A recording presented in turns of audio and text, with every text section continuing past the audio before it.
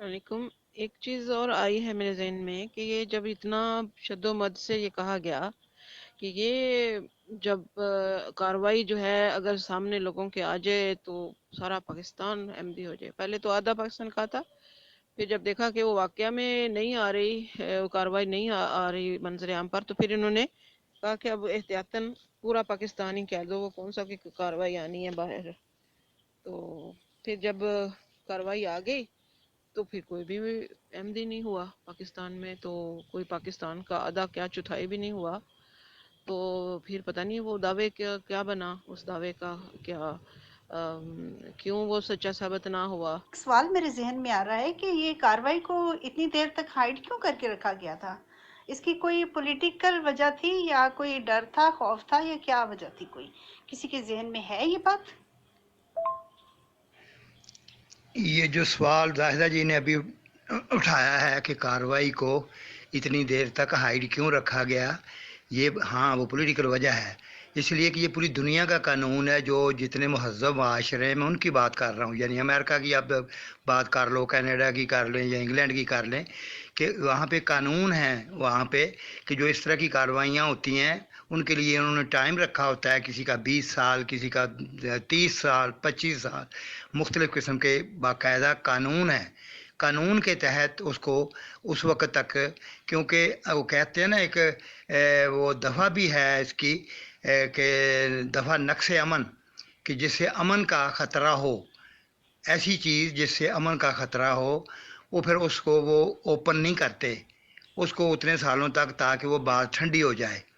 بات ٹھنڈی ہو جائے، بات لوگوں کو بھول جائے، تو پھر اس کے بعد جا کے تو وہ بات کو افشا کر دیا۔ اب دیکھیں امریکہ میں بہت ساری پرانی رپورٹیں ابھی وہ باہر کر رہے ہیں، ابھی نکال رہے ہیں، کوئی 20 سال بعد، کوئی 30 سال بعد۔ تو یہ اسی ضمن میں یہ بات جو تھی اس کو روکا گیا تھا، اس کو گورنمنٹ نے باقاعدہ اس قانون کے تحت۔ جی السلام علیکم زائدہ، اس کا جواب جو آپ نے پوچھا ہے کہ یہ کارروائی کیوں اتنے سال جو ہے نا وہ سیل بند رکھی گئی، اس کو کلاسیفائڈ کیوں بنایا گیا،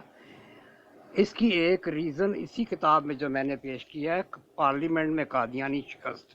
مولانا اللہ وسایہ کی کتاب، اس کے صفحہ نمبر 12 پر ہے۔ یہ لکھتے ہیں کہ اس کارروائی کے بعد قادیانیوں کا دعویٰ تھا کہ ہمارے حضرت صاحب نے اسمبلی کے اندر جو گل افشانی کی ہے وہ اگر منظر عام پر آ جاتی تو آدھے مسلمان قادیانی ہو جاتے، جبکہ ہمارا یہ دعویٰ تھا کہ اگر یہ کارروائی انہی دنوں میں جبکہ مسلم جذبات بہت گرم تھے منظر عام پر آ جاتی تو سب قادیانی قتل ہو جاتے، اس لیے شاید اس وقت کی حکومت نے اس کی اشاعت پر پابندی عائد کر دی۔ بعد کی آنے والی حکومتیں بھی لکیر کی فقیر رہیں اور پابندی جاری رہی، چنانچہ ضروری ہو گیا کہ یہ تاریخی قومی امانت امت کے سپرد کر دی جائے تاکہ سچ اور جھوٹ ایک دفعہ بالکل واضح ہو کر سامنے آ جائے۔ یہ انہوں نے دلیل دی ہے کہ اگر یہ باہر آ جاتی، ایک طبقے کا دعویٰ تھا کہ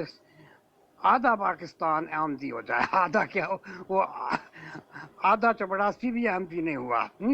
واقعی یہ آپ نے اور ظفر صاحب نے صحیح اندازہ لگایا ہے کہ اگر یہ کاروائی اس وقت واپس باہر آ گئی ہوتی تو میں نے پیدائشی احمدی ہی نہیں ہونا تھا، میرے خیال میں میرے ابا جی نے بھی احمدیت سے منہ موڑ لینا تھا۔ تو ہمارے سے یہ باتیں چھپائی گئی ہیں اور ہماری جو نسلوں کو غلام بنانے کے لیے اس کاروائی کو چھپایا گیا ہے۔